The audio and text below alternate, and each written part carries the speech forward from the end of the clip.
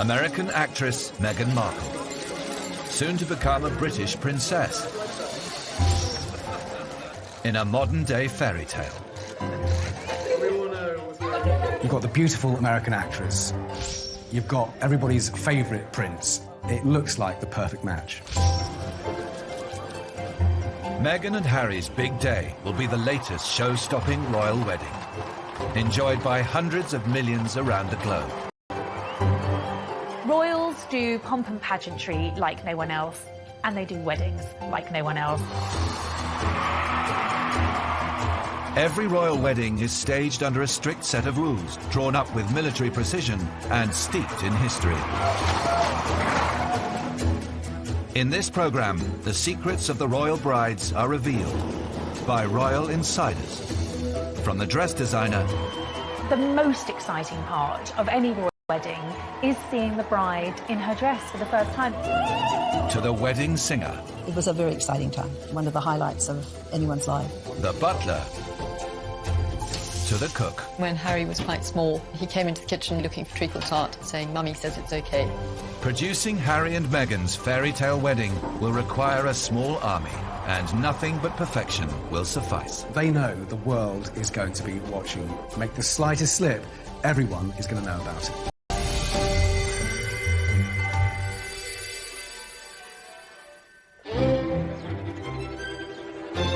On the 19th of May 2018, 36-year-old Meghan Markle will marry Prince Henry of Wales, better known as Harry.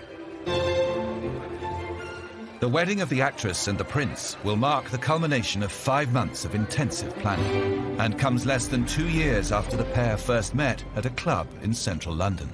We believe Harry and Meghan were introduced by a mutual best friend. We know that Meghan was moving in pretty aristocratic circles whenever she came over to London, very well connected and in tune with some of Harry's circle as well. The couple, out of respect for the person that match-made them, has never named the matchmaker, but the couple have, of course, said that they did go on this date. It went very well, and I think within a few hours they were planning on going on holiday together. A month later, the pair were on safari in Botswana, and the relationship quickly became serious. I think that both Harry and Meghan, they were both astonished at how quickly their relationship developed and how deeply they felt for one another almost from the get-go. But this future princess had a very unroyal upbringing. Born in LA in 1981, she was raised mainly by her mother, who took on various jobs to make ends meet. Harry's very different family background meant this relationship would be anything but normal. I have no more obstacles to get around than asking permission from the girl's father. In the case of royal men, they do have to ask permission of the Queen, of their sovereign, who has been known to say no. In the case of her own sister, she refused her permission to marry the divorcee Peter Townsend way back in the 1950s. Okay, great. Thank you. Like Peter Townsend, Meghan Markle is also divorced, once an insurmountable hurdle to a royal wedding. When the Queen came to the throne, divorcees were not welcomed at court. Divorce was an absolute taboo subject. The storybook romance of the king and the commoner. Edward VIII, of course, abdicated because he insisted upon marrying a divorcee. Times have just changed dramatically in those intervening years. Today, 3 of the Queen's 4 children are divorced, including Prince Charles, who is married to fellow divorcee Camilla Parker Bowles. And the Queen did not object to Prince Harry's choice of bride either. As a matter of fact, I could barely let you finish proposing. I was like, can I say yes now? She didn't even let me finish. Can I say yes, can I say yes now? And then there was hugs and I had the ring in my finger and I was like, can I give you the ring? She goes, oh yes, the ring. The engagement was sealed with a ring believed to be worth £122,500. Well, Meghan's ring is incredibly beautiful. It was a newly designed piece and very romantically designed by Harry, who had apparently sourced the main diamond in the ring on a recent visit to Botswana. But what was so lovely about the ring was that on either side of the main ring were 2 beautiful diamonds from Diana's personal collection, so that, you know, she can be remembered in his engagement ring as well. Diana herself reportedly took a less sentimental approach to selecting her engagement ring. They bought a box of rings from Garrard, the crown jeweller, for Diana and Charles to look at, and she said later, but this is very Diana, I just picked the biggest one. Wonderful sapphire and diamond. When were you given that? Just last night? Yeah, Sunday. For Meghan, like all royal brides, secrecy is key when it comes to arranging a royal wedding. The planning is driven from Buckingham Palace by the Lord Chamberlain, a position created 6 centuries ago. Lord Chamberlain is the head of the royal household. In fact, he's the overall boss who comes directly and is directly answerable to the Queen. His department is responsible for all sorts of ceremonial occasions, for organising weddings. As the Prince of Wales, Harry's father, and the Queen are pricking up the bill, then they've got all the sort of organisational skills backing them up. The choice of wedding venue is crucial for any royal couple. The most common venue is Westminster Abbey. It was where the Queen was married, it was where Prince William was married, it's where Diana's at. Westminster Abbey has been hosting royal weddings since 1100. It seats 2,000 guests and is just a handy half a mile from Buckingham Palace. But there are alternatives. When Charles and Diana wanted even more guests and a longer procession, they chose a venue that hadn't hosted a royal wedding for nearly 500 years. St. Paul's Cathedral. Prince Charles decided when he married Diana to use St. Paul's Cathedral, and there was a lot of argument about whether that was going to be too expensive in order to secure the route with soldiers. And he particularly wanted to use St. Paul's so that more people would be able to come into the capital and see the wedding for themselves or see part of the procession. 3,500 guests watched Charles and Diana's wedding inside St. Paul's. 600,000 lined the 2-mile route to Buckingham Palace. Harry and Meghan have decided on a different venue. St. George's Chapel in Windsor. It has seen royal christenings, weddings and funerals, including the christening of Harry himself and the burial of the Queen Mother. The Reverend Canon John Ovenden was based at St. George's as the Queen's chaplain. I think Harry and Meghan wanted something a little more intimate. And they wanted, to cram everybody in. And that's rather nice, to be able to do that. And it's a homely place. It's a homely environment because, the Queen considers that to be, her home. She loves Windsor. I think from the outset they both wanted a smaller, more intimate family wedding, and St George's does have precedence for that. Harry's uncle, Prince Edward, married Sophie Rhys-Jones at St George's Chapel, and also his other cousin Peter Phillips, who married Autumn Kelly. And if you look at all of those family weddings, they really do feel like family weddings.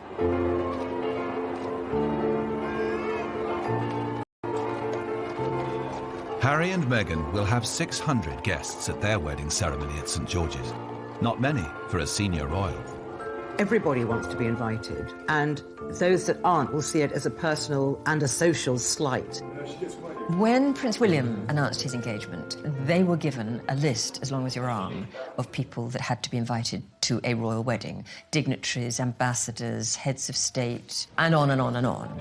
And William took one look at this and said, well, if we invite all of these people, there's going to be no room for my friends. What do we do? He then went to the Queen, and the Queen said, what you do is you put that list in the bin, you invite all your friends, and if you've got space after that... There is a bit of potential for controversy because both are close, well, Harry particularly is very close to Michelle and Barack Obama, and I'm told had wanted to invite them to his wedding. But, of course, that could have put a possible diplomatic storm on the map with... But I think you're going to see quite a smattering of stardust because, of course, Meghan is a well-known actress and she's got a lot of well-known friends. And it's going to be that wonderful combination of royalty and celebrity, so it's quite an irresistible mix. The invites themselves are produced by royal printers Barnard and Westwood.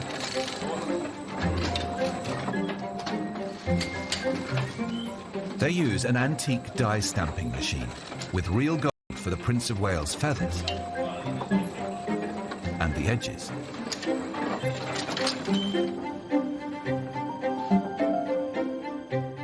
Prince Charles's former butler, Grant Harold, still has his invite to the 2005 wedding of his boss, to Camilla Parker Bowles.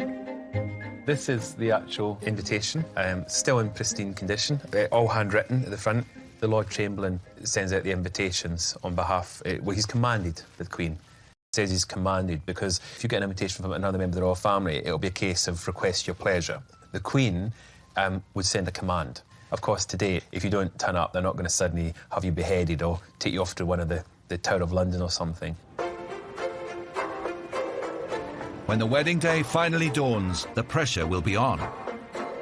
Coming up, we reveal a battle against time for the royal wedding team. And a battle against nerves, one royal bride. She hid under the duvet and absolutely refused to come out. She was so frightened.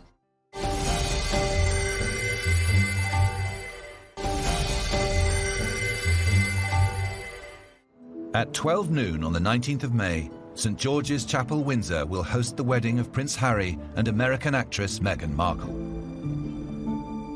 But as with all royal weddings, the day's arrangements will begin many hours earlier.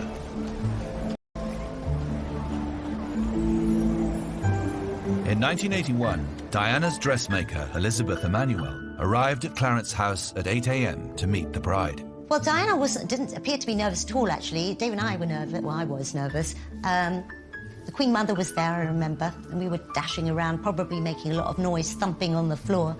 So she gave us a few cross looks every so often. So it was just getting a bride ready for the big day, as we would with any other bride, really. Except we were in Clarence House and the Queen Mother was there, you know. We could hear the crowds outside, so the atmosphere was very different, certainly. 4 years later, his new bride was anything but. Camilla spent the night before her wedding at Clarence House. That morning of her wedding, she hid under the duvet and absolutely refused to come out. She was so frightened.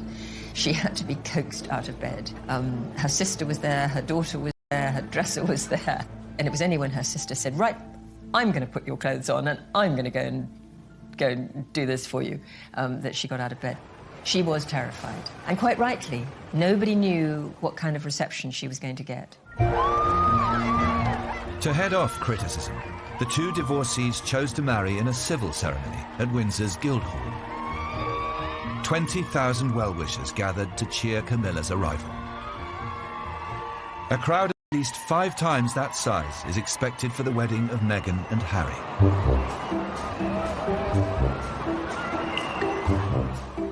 And according to royal wedding superfan Anita Atkinson, they should arrive early. The 2011 wedding of William and Kate. I was on the pavement outside of Westminster Abbey for 4 days, 3 nights, in my Union Jack tent, and it was incredible. And Anita knows the secret of how to get the best view at a royal wedding, and keep it. For anyone who wants to go to Harry and Meghan's, you've really got to get there early, and you have to manage your spot. You've got to guard it with your life, because you can guarantee that at the last minute you'll get someone coming in and saying, oh, can the bairn get... Well, they don't say bairn down in London, but can my little boy just get in there? No, because my space. My space, I've been here for 20 hours. Oh, here, can my granny get in the wheelchair? No, that's my space. You've got to guard it with your life.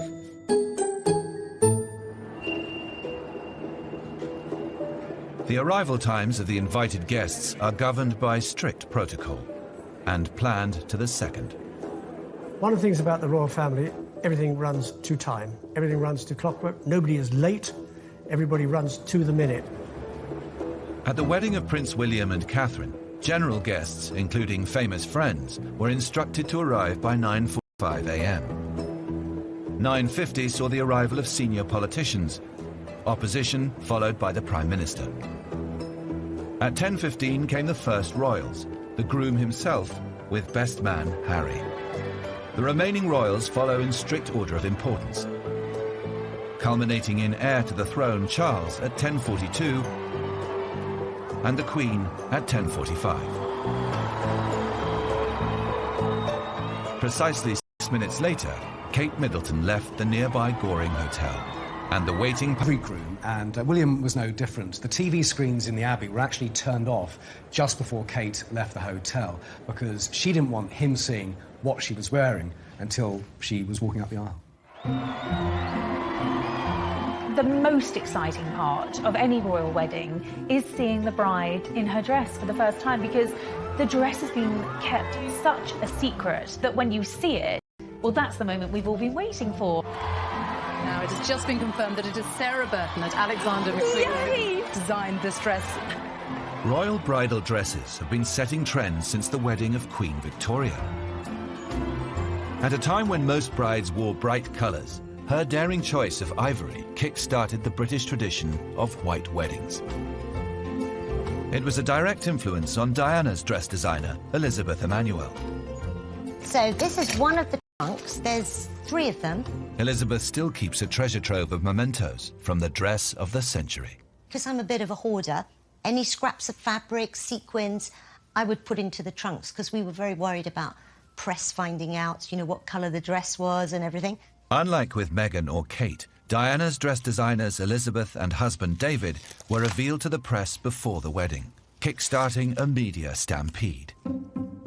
We were totally unprepared because we had press phoning us up and people outside, people going through our bins, cameramen rented premises across the road to us and they had their long-range camera lenses and everything changed from the minute it was announced. The Emanuels hoisted in a safe to store the dress and employed security guards to mind it. And that was just the beginning. There were various things that we did to protect the secret. One of it was to put odd-coloured threads and fabrics in our rubbish because we knew people were going through the bins. We bought giant shutters so we could pull them down so people couldn't look through our windows. And then we made the spare dress just in case, you know, in case they discovered the secret. But we just didn't talk to the press, even though they tried very hard and would say things like, oh, please give us some details because I'll get a sack if I don't come back with something. And, you know, I'm trying to keep my children going through school. And it was just awful. But the spare was never needed. The original remained unseen until the wedding day. You know, I don't think anyone will forget the impact that Diana's dress had.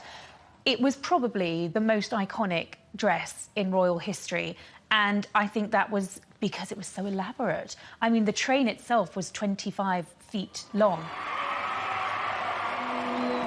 My favourite bit of all the footage, I think, is her coming out of the coach, and then her train is released, and she turns around, and then the wind catches her veil, and it's the most dramatic and exciting moment. Always reminded me of a beautiful transformation as well, from you're a young girl into a princess, you know, and we thought at that time Queen of England at one time.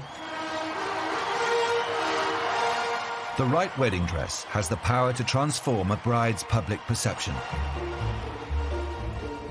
as Camilla Parker Bowles was also to discover. Prior to her 2005 wedding, Camilla had a less than glamorous image. We'd seen some pretty terrible photographs of Camilla over the years because they were all snatched by paparazzi, so she was looking thunderous or she was in her old gardening clothes.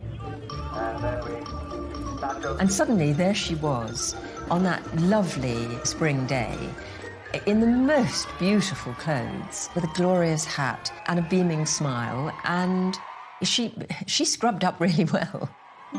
She looked fantastic. It was the beginning of a complete change in her fortunes because people could hear her voice for the first time. They met her, they discovered that she was a lovely, warm, friendly, funny woman. Meghan Markle's choice of dress is the subject of intense press speculation. We know that when she does do glamour and formal wear, she does it very, very well. And I think if you look at those official engagement portraits, she spared no expense on that dress, and there are reports that her wedding dress is costing upwards of £400,000. I think you expect fairy tale, I think something dramatic, something with impact. I suspect that she will go for white or off-white, but I'm told that she would like to incorporate a hint of colour, possibly in the sash of her dress, that will be picked up by her bridesmaids. And I'm told sleeves will feature in her dress. And I think, again, that's probably a nod to the formality of the day. You know, this is a royal wedding. You don't see royal brides in strapless dresses. Prince Harry is expected to wear ceremonial military uniform, just like his father, who wore Naval Commander full dress, and his brother, who chose the bright red tunic of the Irish Guards.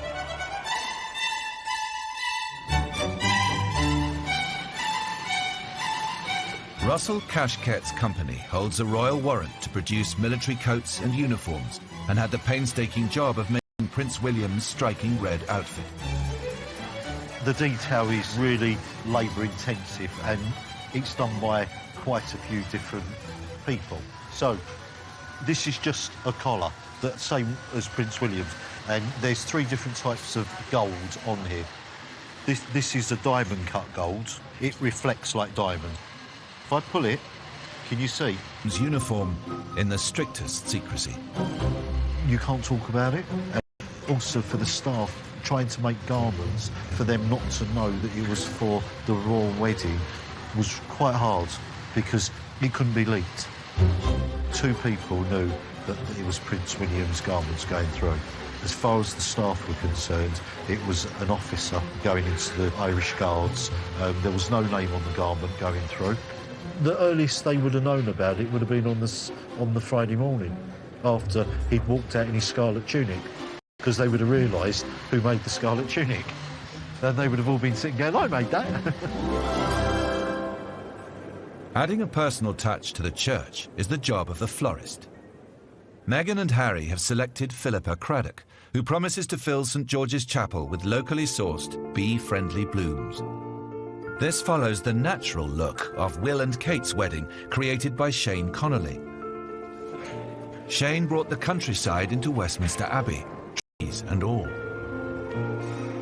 I suppose the thing that was the overriding thought through that wedding was that everything was thoughtful. That was the thing that the Duchess felt was really important to her. The sourcing, that it was English, that it was seasonal. So the idea of the trees were one of the first directions that we went in, and they loved the idea. Shane had planned an avenue of cherry trees in blossom, but then the British weather intervened. The heat leading up to the wedding was a huge surprise, and it got hotter and hotter, and my suppliers said, there's no blossom left. The week before the wedding, I had to phone the bride to say, there's no blossom, and the only thing we can do is have green trees. You know, I've got brides who have hyperventilated over, you know, the shade of a rose being pinker than they thought. And here was a girl who was completely in tune with nature. The aisle was lined with native hornbeam trees, and at their base, growing flowers dug up from the grounds of Windsor Castle. The main thing that we used were lily of the valley. Sadly, these aren't the beautiful carpets from Windsor Great Park, but it is a beautiful flower. And of course, it's got this extraordinary scent. And in the language of flowers, they say, you have made my life complete, or the return of happiness. So they're very auspicious, which really also was quite important. And I think it must be lovely for a bride to walk down the aisle feeling that she was not in a grand abbey, but actually in a part of England, in a rural part of England that was just being brought inside for the day. Coming up, the vows of a modern princess. I'm absolutely convinced that Meghan will not say she will obey Harry. This is Prince Charles's. The butler reveals his secret stash of royal wedding cake. Beds in the world safe. Meghan and Harry will be in an open carriage, effectively, which makes them very, very vulnerable.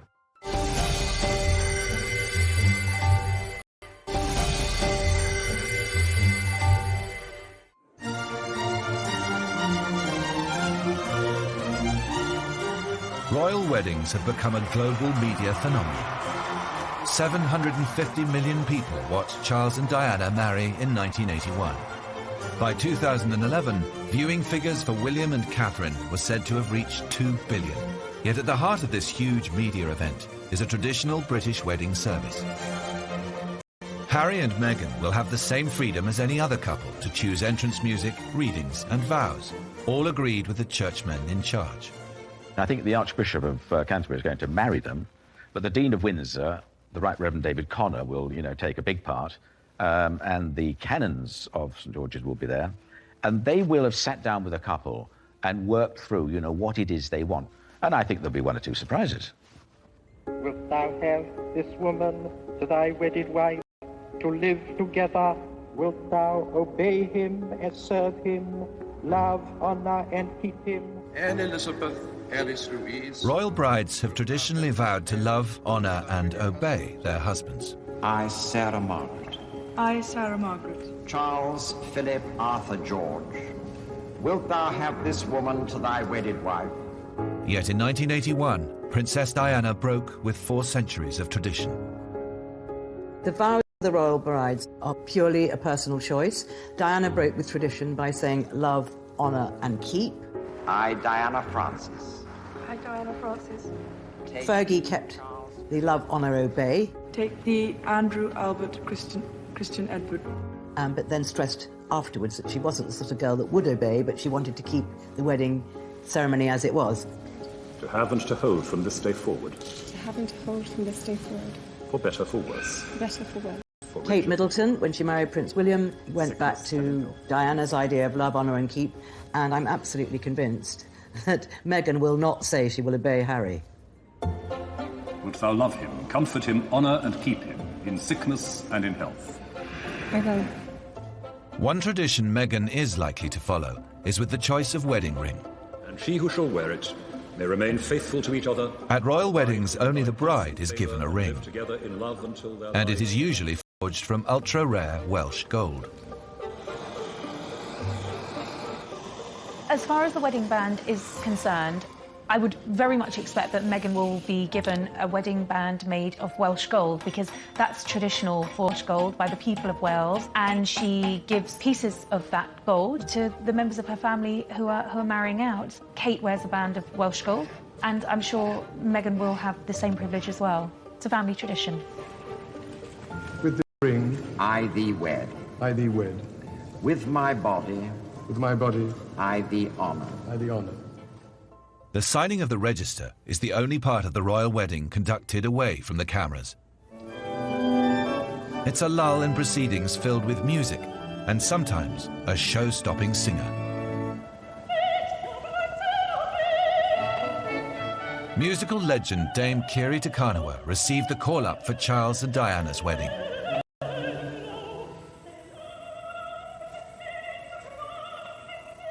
It's quite strange watching, I must say. 35 years ago, my God. Not bad singing, though, I must say. For Dame Kiri, the invitation to perform came out of the blue.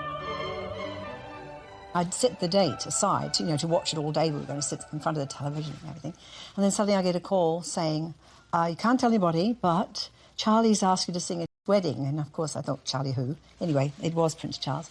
And not for several months was I able to mention it. So it was really quite... Can you imagine a secret like that?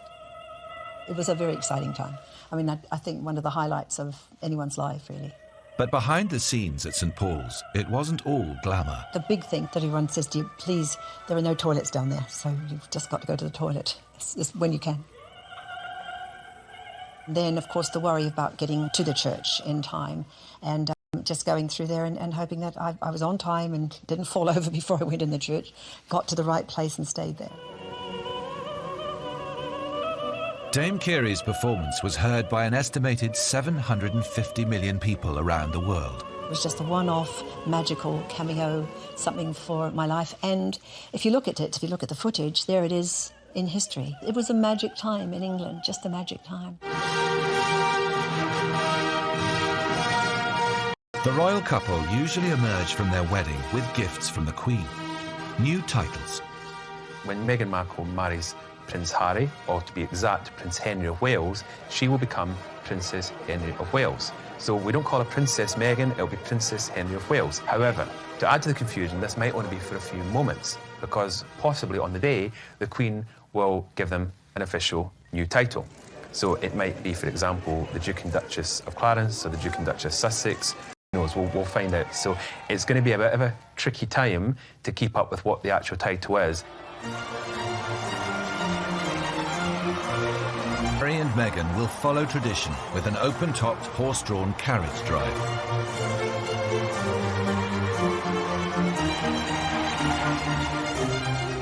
Their procession through Windsor town centre will present a huge challenge to security staff like Ken Wharf, former protection officer to Princess Diana. Well, when Meghan and Harry leave the gates here at Windsor Castle, from the total safety of Windsor Castle, you're really stepping into the unknown here. Because there are always those uncertainties that one won't have to prepare for. I mean, we have lots of buildings here that need to be searched, need to be secure for that occasion, because let's not forget, Meghan and Harry are going to be in an open carriage, effectively, which makes them very, very vulnerable.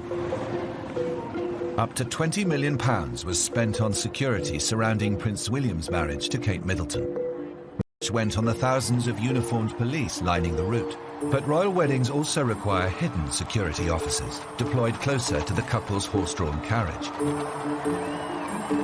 When Harry and Meghan leave Windsor Castle here in an open carriage, one of the footmen on that carriage will be an armed protection officer from Scotland Yard. There's an additional security there for the couple as they process through the streets of Windsor. And there are people positioned on rooftops, armed police officers. And there are individuals in plain clothes amongst the crowd looking for that individual that might be tempted to do something stupid. Meghan and Harry's wedding has prompted the largest security operation in the history of Thames Valley Police.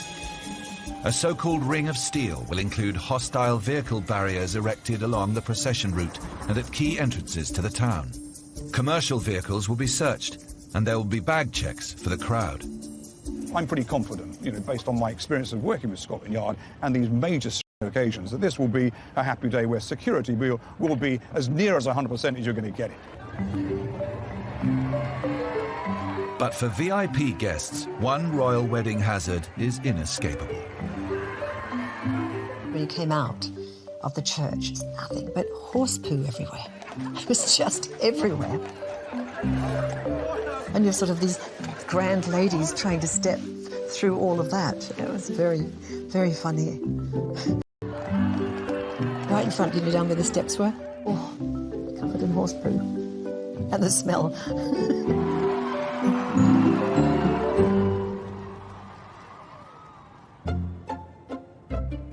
After the procession, 600 guests will join Harry and Meghan inside Windsor Castle at St George's Hall. Here they will find a vast dining table set for a 3-course dinner, all expertly laid by staff like former royal butler Grant Harold.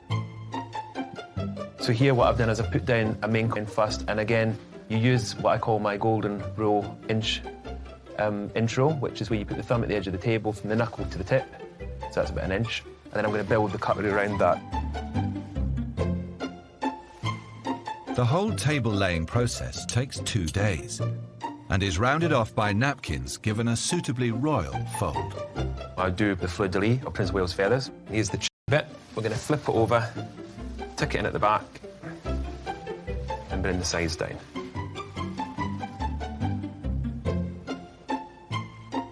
Maintaining standards is the job of the butlers and their boss. Even on some occasions, it is known that the Queen will even go round and check the table. She'll go round for a final inspection.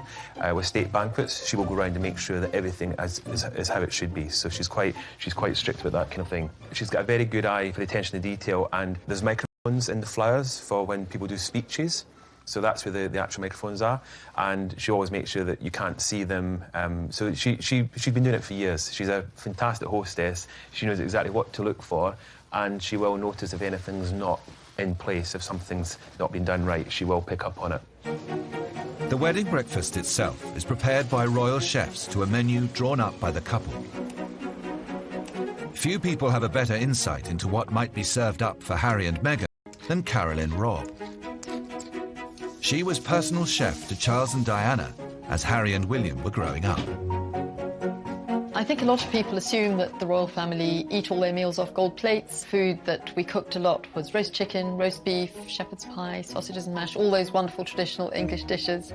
Can't see him putting those on his wedding menu, but who knows? I'm sure that together he and Meghan will come up with something truly delicious. The wedding menu of Catherine and William showed a preference for simple, traditionally British cooking. Wedding breakfast for William and Kate's wedding looked absolutely delicious. Fish and seafood starter, lamb for a main course, ice cream, trifle and chocolate parfait for dessert. But what makes it very special is the sourcing of the ingredients. The lamb that came from Scotland, crab from Lyme Regis, Hebridean langoustines. I see there's Berkshire honey ice cream, so that probably came from a beekeeper very close to where Kate lived and grew up. So a very special menu.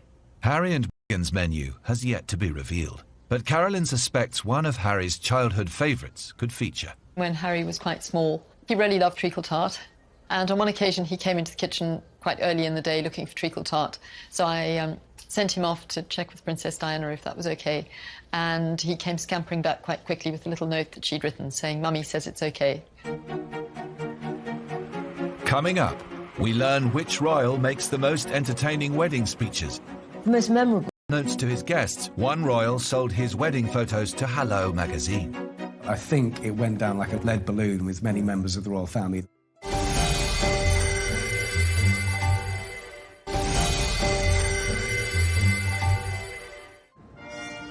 On the 19th of May, Windsor Castle will host the new royal bride and groom's wedding banquet. For many, the highlight will be a best man speech, expected to be delivered by Prince William. But according to royal insiders, he'll struggle to outshine his own best man. The most memorable speaker, I think, at royal weddings that I'm aware of has been Prince Harry. He apparently had the whole room in absolute stitches. Now, he wrote that speech while he was in the Arctic, walking with the Wounded. Anyway, came back, pushed it on paper, ran it past Chelsea, his girlfriend at the time, who said it was wonderful, but there was one reference in there that she felt was a little too far, which was to Kate's killer legs. And she just said to Harry, I think you better drop that, which he did. But apparently his speech was very, very touching.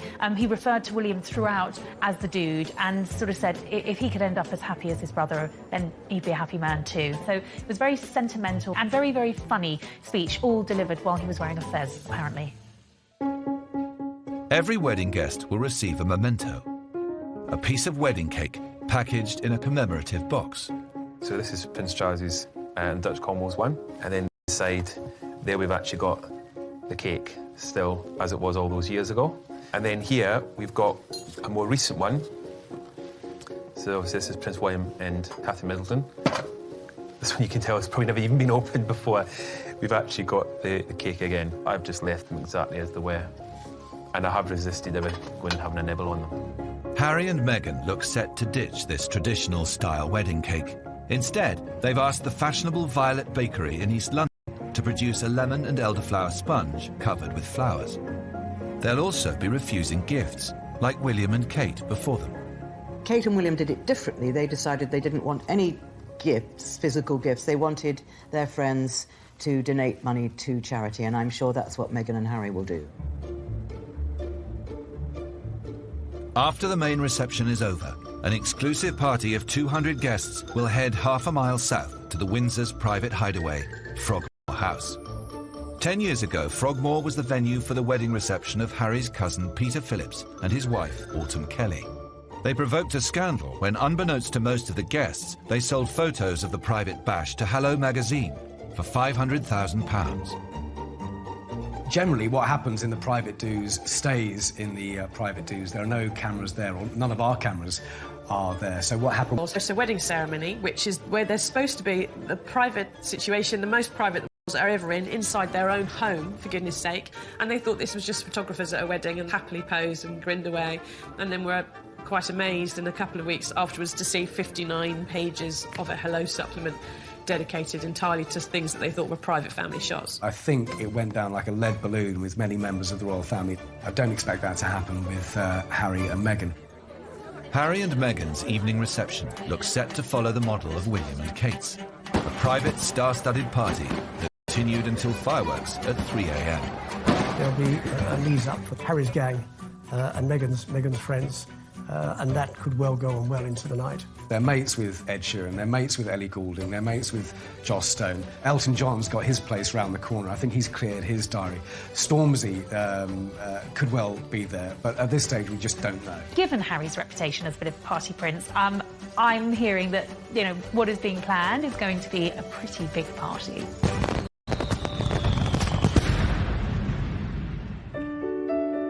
A royal wedding is not just an unforgettable occasion for the nation. It is also a deeply personal event for the royal bride and groom. One of the loveliest stories of the royal wedding was that once William and Kate had left their wedding breakfast and they turned on the royal wedding, they'd recorded it and they watched the playback, and that apparently was one of the real highlights of their day. And I think in that respect, they're just like everyone else. Key thing, obviously, is to love the person you're marrying. Charles and Diana hardly knew each other when they got married. She was still calling him Sir. That has not happened with her boys.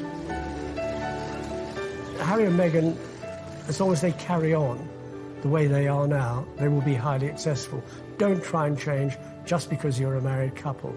Be yourselves and be the way you are now, and you'll succeed.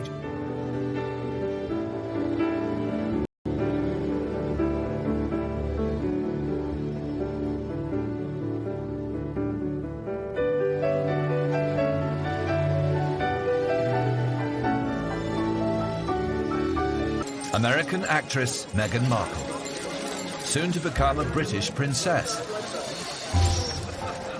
in a modern-day fairy tale. You've got the beautiful American actress. You've got everybody's favourite prince. It looks like the perfect match. Meghan and Harry's big day will be the latest show-stopping royal wedding, enjoyed by hundreds of millions around the globe. Royals do pomp and pageantry like no one else, and they do weddings like no one else. Born in LA in 1981, she was raised mainly by her mother, who took on various jobs to make ends meet. Harry's very different family background meant this relationship would be anything but normal. Friend have no more obstacles to get around than asking permission from the girl's father. In the case of royal men, they do have to ask permission of the Queen, of their sovereign, who has been known to say no. In the case of her own sister, she refused her permission to marry the divorcee Peter Townsend way back in the 1950s. Like Peter Townsend, Meghan Markle is also divorced, once an insurmountable hurdle to a royal wedding. When the Queen came to the throne, divorcees were not welcomed at court. Divorce was an absolute taboo subject. The storybook romance of the king and the commoner. Edward VIII, of course, abdicated because he insisted upon marrying a divorcee. Times have just changed dramatically in those intervening years. Today, 3 of the Queen's 4 children are divorced, including Prince Charles, who is married to fellow divorcee Camilla Parker Bowles. And the Queen did not object to Prince Harry's choice of bride either.